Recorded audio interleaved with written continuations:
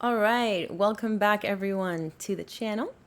Welcome if you're new. I have been looking forward to finally making this video for a few days now. I haven't been able to because I've been incredibly busy, including over the weekend in my line of work. You know, weekends don't exist. But I finally found time and here we are. So if you're new, hello, I'm Pluto. I am a lawyer and I built my channel upon defamation law. So I spent the first year of my channel's life dissecting and analyzing Johnny Depp's defamation cases, both in the UK and in the US in Virginia. And now we're doing it again with Samantha Markle suing her sister, the Duchess of Sussex, Meghan Markle. Now, interestingly, she's suing her as Meghan Markle, as you can see here. It's Markle versus Markle, and not as the Duchess of Sussex. And I can't imagine Meghan's too happy about that. I mean, obviously she's, I'm reading reports that she's livid over this, you know, and of course she would be, right? So on the 3rd of March, Samantha filed this complaint at the U.S. District Court for the Middle District of Florida. And on the 4th of March, a summons was issued to Meghan Markle. So this is basically a court order telling someone that you need to show up at a specific date and time. Nature of the suit is assault, libel, and slander. So Florida still distinguishes written defamation and verbal defamation. So libel is the written version and slander is verbal, but it's basically all defamation. So if you're into these types of videos and if you'd like to listen to a lawyer, someone who actually is a professional in the field, go through court documents and explain to you what defamation is and whether Samantha has a good case and whether Meghan has any defenses, stick around, subscribe, like the video, and hit that notifications bell. All right, so the way I want to approach this is we're going to focus on the factual allegations portion of Samantha's complaint, because that is really where all the meat of you know the case is. These are all the statements that Samantha is alleging are defamatory.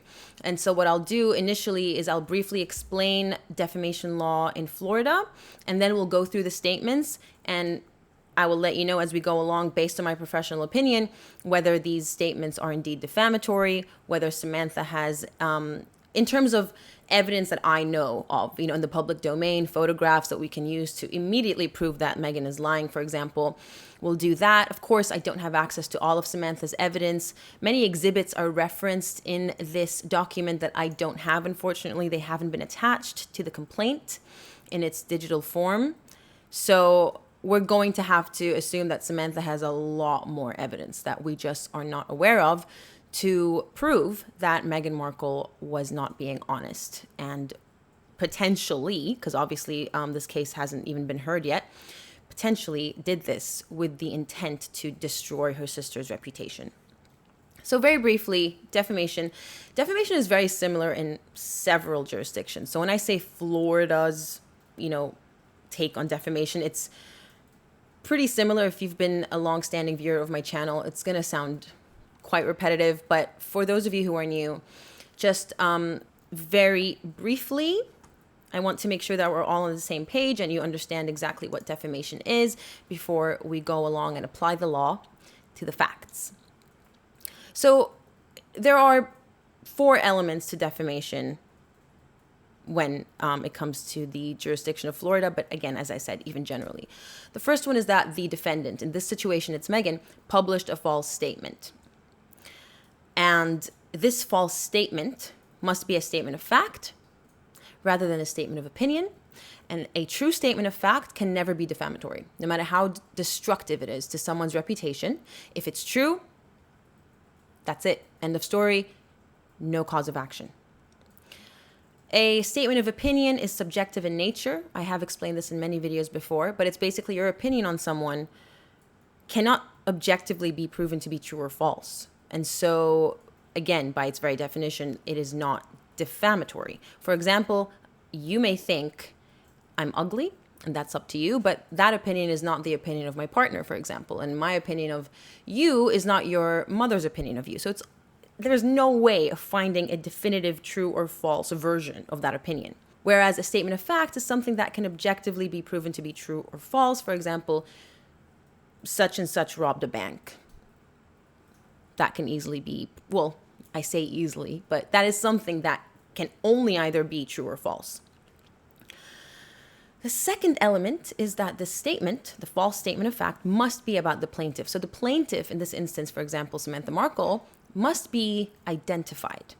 And the more of a private citizen you are, the more difficult it is to prove identification unless the defendant blatantly, for example, named you or displayed a photograph of you, said things that are only unique to you and could never be confused for someone else. So with more famous people or public figures, as they are termed in defamation law, defamation by implication is very common and routinely successful as well. So even though Johnny Depp hasn't won his defamation case in Virginia, the court did accept a couple of years ago that there is enough to say that defamation by implication has taken place, or at least there's enough for a jury to arrive at that conclusion. Basically, Amber Heard didn't name him. She just said, in 2016, I was in an abusive relationship. And so everyone knew. Who was she married to in 2016? Johnny Depp. She didn't have to name him because he's so famous and she was famous and there was no one else she could be talking about. The third element is that this was published to a third party. So if you say something hurtful or false straight to the plaintiff's face without saying it to a third party, that's not defamation. And in this instance, publication is satisfied very easily, as the bulk, if not all, of the statements that Samantha is relying upon were published either on the Oprah interview, which happened exactly a year ago, and Finding Freedom, the book that was a New York Times bestseller. And finally, the false statement has caused injury to the plaintiff. Now, that's not literally physical injury. It's more of a serious harm to their reputation, and also could extend to their business reputation. That as in, for example, Samantha can say, I've lost income, my book didn't sell, or I lost my job. It could extend to that. It doesn't just stop at their reputation.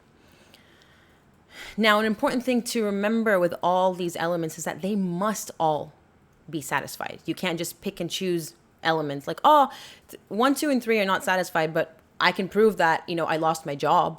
That doesn't cut it. In fact, many devious and deceptive, nasty people will pretend that they suffered loss when they couldn't even establish the first 3 elements. So a defamatory statement that was published and where they were clearly identified. Also, another important thing to mention, because Samantha is relying on this, as you will see in her complaint, is that when it comes to defamation law in Florida, much like Virginia with Johnny Depp, a different standard of fault, proving fault basically, applies to public figures and private individuals. So if you're a private individual suing for defamation, in order to prove fault, the standard is negligence. So the defendant could have merely been negligent in their publication. They didn't mean to defame you, but they were careless. They didn't do their due diligence. They didn't double check the facts, etc., etc. When you're a public figure, which Samantha is, a different standard applies. Now, it's more difficult to prove defamation with this standard, and this is actual malice. So actual malice is when the defendant knowingly published a false statement, they knew it was false, or they had a reckless disregard for the truth. And a reckless disregard for the truth means they couldn't care less. So it's way beyond being careless. Something else worth noting is the standard of proof that applies to civil cases. Where I am, in Australia and even in the UK, it's called on the balance of probabilities, but in the US, it's the preponderance of the evidence. Basically the same thing. The jury must basically be convinced that there is at least a 51% chance that defamation actually took place, as Samantha alleges. And as with most cases, the burden of proof rests on Samantha to prove her case. Also, did I mention that Meghan, as per the Florida civil procedure rules, has 20 days to file an answer? Now, these 20 days don't start on the 4th of March, so it's not when the summons was issued. It's when she is served with Samantha's complaint. All right, let's get into the factual allegations. And if you would like to read these, by the way, I will be linking this document in the description box because there is, background information that precedes the factual allegations. But as I said, we'll just jump straight into it because you'll find that the introduction portion is pretty much repeated in the factual allegations section, and this is very common. So we might as well just do it in one hit. So first we start off with finding freedom. When you see this upon information and reasonable belief, that means that the lawyers and Samantha are basing their allegations upon the information that is available to them and the reasonable belief that they have arrived at based on this information. So I do want to say very quickly that I will be pulling up Meghan's email to Jason, and my goodness, Jason has no idea how much he has contributed to the truth coming out, because not only was Meghan exposed last year, and even the Court of Appeal made note of it in their judgment last year in the UK, despite siding in her favor because that's how the law applied, they did say that it was at best an unfortunate lapse of memory. And that is a very diplomatic way of saying it could be a lot worse. It could be a lie. So this is what is referenced here in paragraph 23. Omid Scobie and Carol Duran, the authors of Finding Freedom, contacted Meghan or her representatives, including Mr. Knopf, to obtain information about the defendant's life story and childhood. Now, we actually, as I said, thanks to Jason, have a copy of this email. And here they specifically reference it. The defendant sent a detailed email dated December 10, 2018 to Knopf containing false and defamatory statements regarding plaintiff and her family. As stated in the defendant's email, Meghan says to Jason, when you sit down with them, it may be helpful to have some background reminders, so I've included them below. See Exhibit 1. Now, as I said, nothing's attached here, but I've gone ahead and went to look for Exhibit 1. I'm very familiar with this email because we discussed it on the podcast. And as you can see, the 10th of December, 2018 from M. Hi, Jason. Thanks very much for the info below. For when you sit down with them, it may be helpful to have some background reminders. So I've included them below just in case. Verbatim what is said in the complaint. Now, this list, we're going to go through one by one. Let me just bring this over here so it's an easier transition. And this is essentially going to be the evidence that Samantha needs that Meghan made these statements, and it wasn't just Omid Scobie and Carol Duran pulling crap out of their bums. So they go on to say, defendant had actual knowledge and the intent that the false information she provided to Mr. Knopf would be communicated to the authors and published globally and disseminated worldwide through the media. Of course, again, you go back to the email, she knows exactly what the context of this information is, why she's providing it. She literally says, it may be helpful to have some background reminders.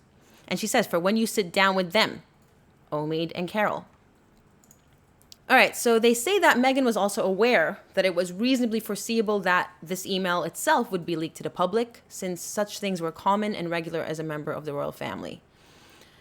As intended, the false and defamatory statements in the defendant's email were communicated to the authors, and the email itself was published last November, as you know, as part of the appeal that was brought by Associated Newspapers. So, here you will see the first reference to actual malice. Well, it's the first reference that you're seeing. It's not the first time it's referenced in the actual document.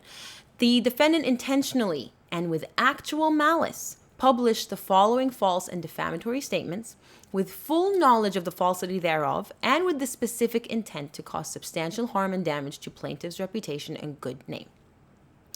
A. Samantha dropped out of high school. Now, let's just see it here. Tom Jr. and Samantha. This is typed up by Meghan, by the way. So this is, just to clarify, Meghan typed this email. Tom Jr. and Samantha dropped out of high school and moved out of their father's home the same year. So direct proof that Meghan said this. Now Samantha says this is false. In her attempt to discredit Samantha, Meghan implies that Samantha is an uneducated high school dropout. But the truth is that Samantha was seriously injured from a fall from a rope swing, resulting in paralysis on her left side and blindness in one eye at the time, and she was then diagnosed with multiple sclerosis, which she still suffers from today. Samantha missed school due to the paralysis, blindness, and multiple sclerosis diagnosis. Samantha completed high school and has earned 2 degrees, including a master's degree in mental health counseling and vocational rehabilitation counseling. You know, honestly, the first time I found out about this truth is reading this document, and I've already felt incredibly sorry for Samantha and the entire family for what Meghan has put them through. But reading this, I don't know, man. I mean, even a stranger would have more empathy, let alone your sister. It's actually quite sad. So, now, of course, this is part of the evidence that I don't have. Presumably, Samantha would have all of these documents proving that she never dropped out. She was diagnosed with an incredibly serious, I think it's an autoimmune disorder. She would have all these. We all know she's diagnosed with it, so it's not even going to be difficult for her to prove. And also, we know that she graduated because there are photos of not only a certain someone being with her as a fully grown adult it was 2008, so Meghan was 27, and a very proud Samantha holding her degree. But we're going to get to that photo. We're going to get to it. Now, before moving on, I do have to remind you that it's not enough that the statement is false. Remember how we have to prove all the elements? So this statement actually does have to either actually cause serious harm to Samantha's reputation or be incredibly likely to do so. So what matters here is this part where Meghan implies that Samantha is an uneducated high school dropout. I mean, there's obviously room for argument that this was uttered by Meghan in an attempt to make her look like she's exactly as it says in this complaint. She's uneducated. She doesn't know what she's talking about. She's dumb, and she's lying. Now, when you think of it from, for example, an employment point of view, if Samantha wanted to apply for a job, for example, and then her employer, because of how widely published Finding Freedom was, heard about Samantha, heard about her being a high school dropout, and may even question her CV, her resume, her qualifications, and may decide not to give her a job based on that. It's like, oh, no, you're a high school dropout. Now, of course, these things can be verified and, certificates can be sent over and universities can send letters confirming that someone indeed attended. But why does she have to go through all that trouble? And for the most part, when employers reject your initial application, you don't even get a reason. You're not entitled to one. You're just like, sorry, we found someone better. All the best in the future. So these things do have the ability to affect someone's life in a very negative way. So next statement, B, Meghan saw Samantha only a handful of times, and Meghan has never had a relationship with either of them. Now, Samantha says this is false. Samantha spent time with Meghan on a regular basis throughout her childhood and even lived in the same apartment house with Meghan for a period of time. Samantha picked up Meghan from school, took Meghan out for ice cream to the mall regularly, spent many family holidays with Meghan.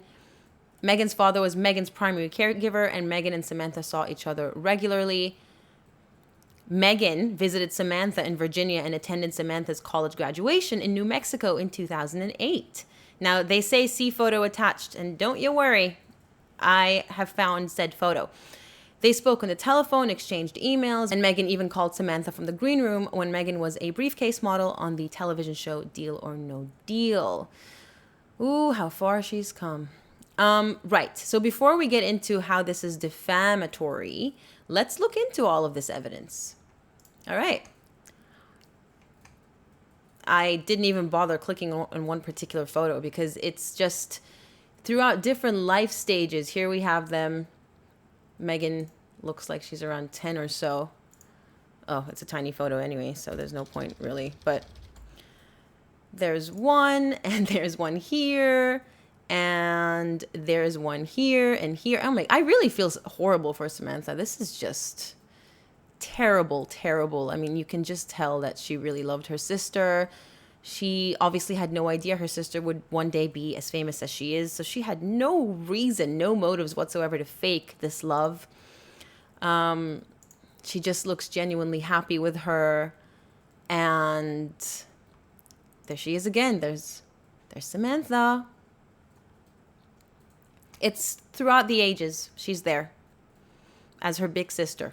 And I'm sure, again, that she has more photos than we know of in the public to support her claim. Now, the graduation photo, which I have pulled up here.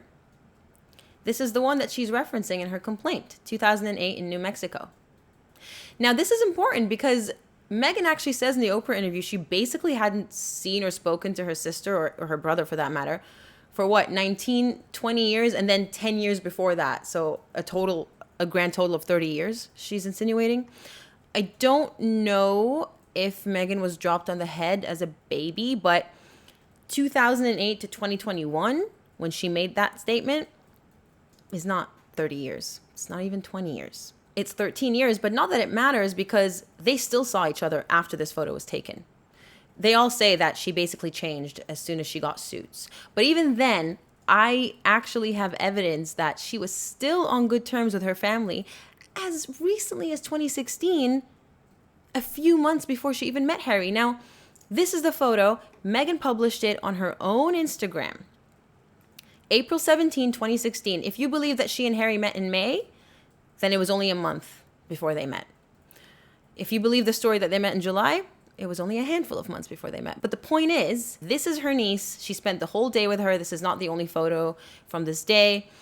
And she's a lawyer.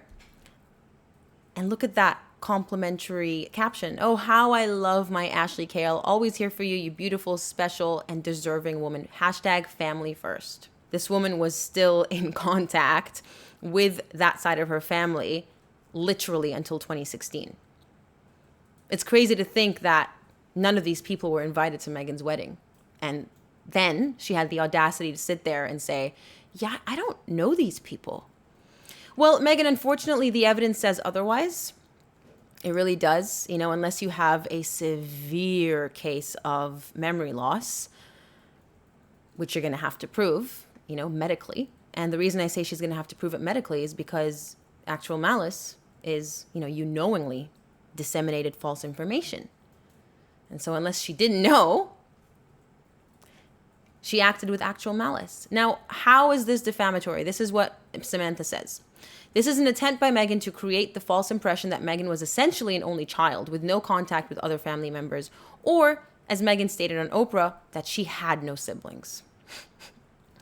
Meghan apparently wanted to convince the public that her family members knew nothing about her life and thus were not qualified to contradict the false narrative Meghan had fabricated about her life. So this is, in terms of how does it affect Samantha, it makes her out to be a liar, which is defamatory because she's routinely out there in the public telling us the truth. And Meghan contradicts that and says, no, I don't know these people. I have no idea who they are. The last time I saw them, I was a kid. I mean, if we go back to her email here, she goes, it's actually the first talking point. That's how much her siblings are on her mind. They were teenagers when they moved into her parents' home prior to Meghan being born. But then Doria left Tom when Meghan was 2. His other children were 15 and 17. And with a 16-year age gap and Meghan being a baby, there was minimal interaction. Meghan saw them a handful of times when she was under the age of 5. Then again, when she was 11 years old. She didn't see her half-sister again until her father asked her to attend Samantha's graduation in New Mexico when Meghan was 22 years old, which is false because, Meghan, you were not 22 in 2008. She saw her for one day and hasn't seen her since. We're going to have to depend on Samantha to produce evidence that she has seen her since. But again, the statement that is being disputed is basically that she hadn't seen them for 19 to 20 years, if not more, which is easily disputed. That was what was said in the Oprah interview. And we're going to go into that. This is getting a bit too long. I'm not going to lie. I might end it at finding freedom first, and then we're going to get into the Oprah interview in a second upload, just so I can keep these quick takes a little bit short. Short in relation to a 2.5-hour podcast. The next claim is that upon Meghan dating Harry, Samantha changed her name back to Markle. I remember her saying that in the Oprah interview, but we also have it here. Upon Meghan dating Harry, Samantha changed her last name back to Markle and began a career creating stories to sell to the press. Now, this is a very low quality version of the certificate, and it's the only one I can find. But of course, Samantha has the original, and she can easily produce a really high-res copy to the court, if not the original itself. Samantha claims that this certificate was issued in 2008 when Meghan was 27, and, she was, I believe, still in Deal or No Deal and doing commercials. Her name is clearly Samantha M. Markle. So, a lie. And how is this defamatory? Number one, again, it makes Samantha out to be a liar, a clout-chasing, evil half-sister that wanted to profit from the Markle surname as soon as Meghan became famous. Basically, Meghan explains to you how this is defamatory in her email. She began a career creating stories to sell to the press. She called her sister a liar who tried to profit off the last name. And here it says, this is an effort by Meghan to discredit Samantha by falsely stating that Samantha changed her name to cash in on Meghan's name once she started dating Prince Harry. D, Samantha began a career creating stories to sell to the press. We've seen that in the email. This is false. Samantha never created any story to sell. In fact, the media has contacted and harassed Samantha on a constant basis, and she agreed to be interviewed in order to defend herself from the false stories regularly published in print and television media, including those disseminated by the defendant. We all have a right of defense, a right of reply. And that's exactly what Samantha did. These people, her siblings, I don't know much about her brother, but the press knows that being attached to Meghan is clickbait. And, that's why, for example, they offered the brother a spot on Celebrity Big Brother here in Australia. These people generate interest by virtue of being Meghan's siblings. There's just no going around that, and that is definitely not their fault. I'm not going to speak much about Thomas because, again, this has nothing to do with him and I don't know much about him. But Samantha has been nothing but forthright. And you can just tell, you listen to someone talk and they just come across as a person of integrity and someone who doesn't fumble around with their words, someone who sticks to the same version of the truth because there is only one version of the truth, not your version, Meghan. And Meghan didn't like that. Meghan did not like that Samantha was out there speaking the truth. We all know that the press hounds people. They hounded her father. So it's nothing far-fetched. And again, I am hoping that Samantha actually has some evidence that she was being hounded. For example, constant emails. I myself was hounded by reporters who wanted to talk to me about the Johnny Depp coverage, and I'm a nobody. So imagine being Meghan Markle's half-sister. Statement E, Samantha had lost custody of all three of her children. Now, let's go to the email. Here we see she had lost custody of all three of her children from different fathers. And though the press had been backbriefed about the non-relationship with Meghan, they continued to give her media opportunities. Gee, I wonder why, Meghan. Maybe it's because Samantha came across as an incredibly credible person with photographs that disproved all of your misinformation, that you didn't know these people and you had nothing to do with them and that you were basically a baby. And that the only reason you went to her graduation was because your father told you to. As if you would do anything that your father told you to just because. You have demonstrated that you are the last person on earth who would do something because she was told to do it. In fact, you come across like a person who will literally go out of their way to do the exact opposite, just to burn and spite people. And believe me, I've come across individuals like that in my own life where only their scenario goes. And if you dare try to air the truth and air out their lies, they will do anything they can to destroy you and shut you down. And that is exactly how Meghan Markle has been acting. I am really speaking from experience here. So the truth is that Samantha has been married twice and has 3 children. And this is Meghan's attempt to slut shame Samantha and further destroy her credibility and reputation. There is a footnote here that says, as discussed in the article attached as Exhibit 6, so a reporter did mention that this is a slut shame tactic. And by the way, the court of public opinion really matters here when it comes to, defamation cases, because that's what it's all about, right? Your reputation. People looking down upon you and thinking that you are a horrible person because of what someone else has said. That is false. Because let's not forget, if you say things that are true, it's not defamatory. It doesn't matter how much it potentially destroy someone's reputation. Meghan, you're married twice. So what are you trying to say? That you're a slut? I don't get it. What's the point of bringing this up? Why are you telling the authors of Finding Freedom that your sister was married multiple times? Since when was that something to be looked down upon? Are you in the 20s? I mean, she really, really lets in on her misogynistic mindset. This woman, much like people I have unfortunately had to deal with, their worst enemy are women. These Meghan types are the ultimate misogynists. They go around the world being all feminist and girl power and girl boss, when in fact, they want to be the only woman in the world who is worth something. And as soon as another woman threatens their fragile ego, all bets are off. Oh, and sorry, I think I skipped over the lost custody of all 3 of her children. So, of course, I don't need to explain to you why this is defamatory. It's the ultimate insult to any parent, that they are so unfit to be a parent that they lost custody of all of their children. How does one say that? How does one say that about anyone, let alone their own sister? And this, again, from someone who hung out with her nephews and nieces and praised them and was proud of them. This is what you do?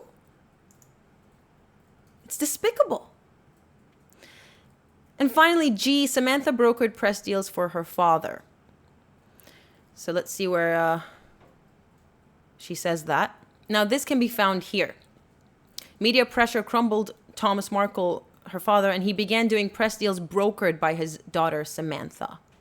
So there's the defamatory statement that made it to Finding Freedom. And Samantha says this is false. There has never been an interview, statement, or any sort of press deal that was brokered or set up or that went through Samantha. Samantha never received 1 penny from an interview with her father. Again, Meghan is attempting to discredit Samantha by suggesting she was selling access to her father, which, yeah, has the potential to make her out to be a horrible half-sister who's trying to smear her beautiful new bride, royal, new to royalty, Duchess of Sussex, because she's jealous, she's the old jealous hag. Jeez, Meghan couldn't, seriously, she couldn't be more stereotypical. By the way, this email has a lot more. It's so much more. And again, this is an exhibit. So I think it's worth looking into it with a little bit more detail. Meghan actually says that she never had a relationship with either of her siblings. She was always referred to as an only child by both of her parents and all of her friends through her entire upbringing because the half siblings were not in the picture, in brackets, by their own choice.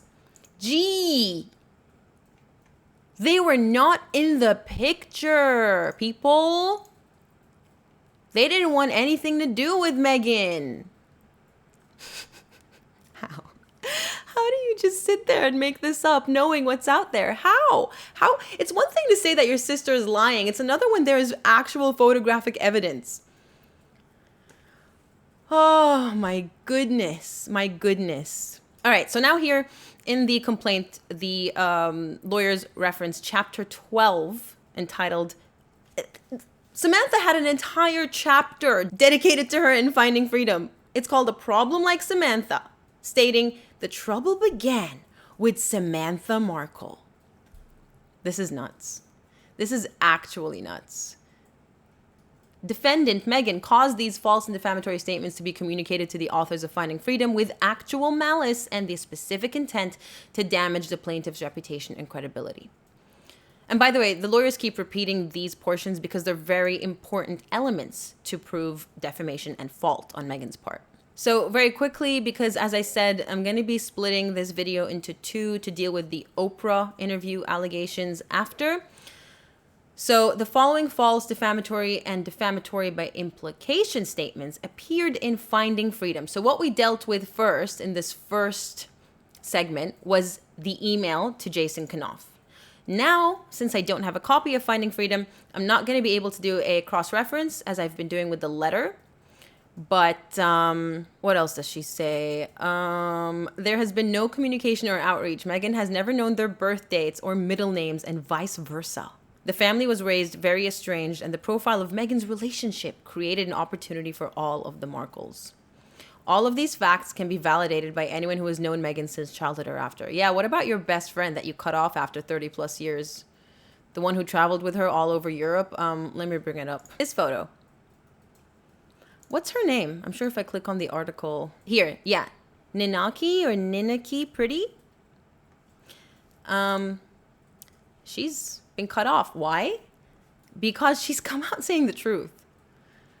I believe she's the one that told the press that Meghan basically mailed back her ring to Trevor, her first husband, as a way of telling him we're done. And yeah, she was cut out of Meghan's life. You know what I find really funny? Even Meghan knows that she was a nobody until she married Harry, or until she was attached to him, because she says here, the family was raised very estranged, and the profile of Meghan's relationship. So it's not her prior fame. It's not her role on Suits or on those cringe Hallmark movies that she was on, or The Tig. Nah, she was a nobody back then, and even she acknowledges it. So, you know, talk about a feminist, someone who built a life by getting married to someone. It's the peak, the pinnacle of feminism, isn't it? By the way, fun fact to those of you who are new, I'm in my 20s. I'm actually quite a bit younger than Meghan, and I used to look up to her. So I'm not even saying this. It's disappointment. You know, it's just disappointment. I used to like the gal until a year ago, until the Oprah interview. All right, let's look at what the book says, and then I'm going to film another video dealing with the Oprah interview allegations. The following false, defamatory, and defamatory by implication. Remember, I said that she's suing also for defamation by implication. Statements appeared in Finding Freedom, which was published and sold globally beginning in August 2020. Meghan had crossed paths with Samantha only twice since growing up. And this can be found in page 173. As set forth above, this statement is completely false, and as I've demonstrated easily, the statement is completely false. I wonder if Meghan can count. I'm really getting concerned for her mental state. There was only one picture of Samantha and Meghan. If there were more, Samantha would have sold them. Pages 173 to 74. This is completely false. There are many pictures of Samantha and Meghan. I'm just going to keep doing this. I mean, I'm just so glad I have this open, because this is an actual joke at this point. Samantha reached out to The Sun with her story about how snagging a royal has been Meghan's lifelong ambition. This is false. Samantha never contacted The Sun. Samantha was paid handsomely by The Sun. This is false.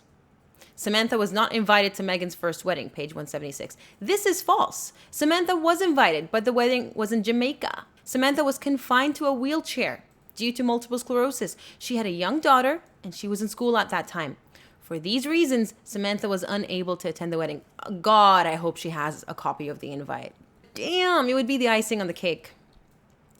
Meghan asked her father to intervene with Samantha, page 177. This is false. Meghan never requested such an intervention with Samantha. No such conversation ever occurred.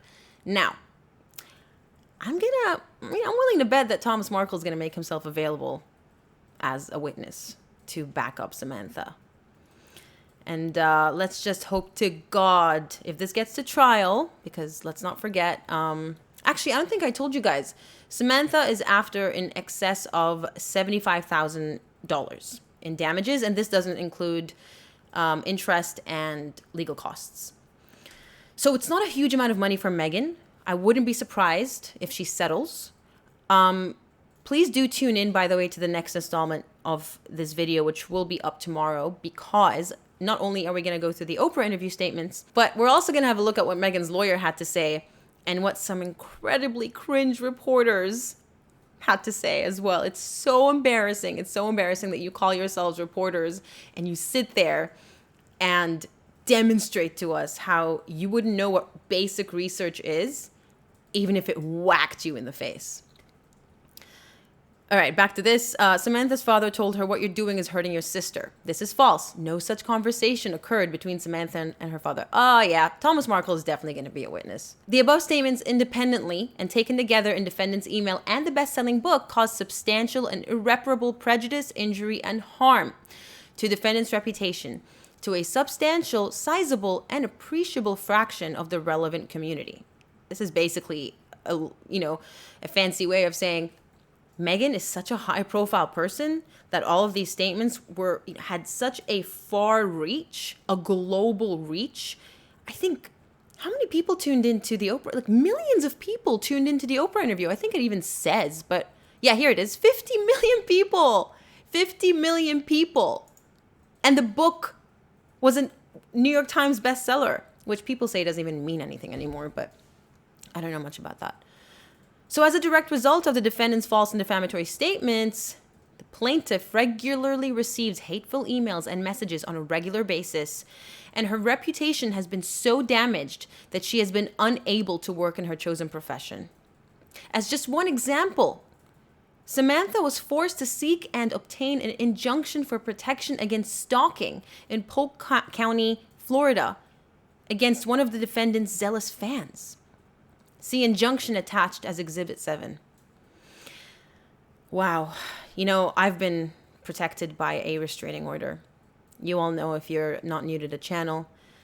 And I still live in fear for my life. Every day I step out of my house. Zach and I. It's a person who's been fixated on Zach and who's been trying to shut down the truth. Much like Meghan. And I know what it feels like to live like that. I mean, for us, it's one person who doesn't even know where we live, and I'm still in fear. So I can't even imagine. And she's got multiple sclerosis. She's aging. You know, she's vulnerable. She's disabled. She couldn't even run for her life if she had to. The fact that she's been put in this position by her sister who's living it off in Montecito, accepting awards, getting all glammed up, all dressed up, living the life, while her sister, who did nothing but love her, has to suffer for this. Where's the humanity? Where is the humanity? I really, really empathize and sympathize with Samantha. But basically, this paragraph confirms the hell that Samantha has been living through as a direct result of the information that Meghan has fed Omid and Carol in writing their book, and of course, the famous or the infamous Oprah interview. So I'm going to leave it here and look out for a new upload tomorrow where we will delve into the Oprah interview. I don't know if I'm going to keep playing clips. If I find them, I will. But I don't want to risk a copyright claim. But I feel like it's just so infamous that we don't even need to do that. All right. I will see you guys in the next one. Make sure to subscribe and turn on notifications if you enjoyed this video and if you enjoyed this style. And yeah, take care.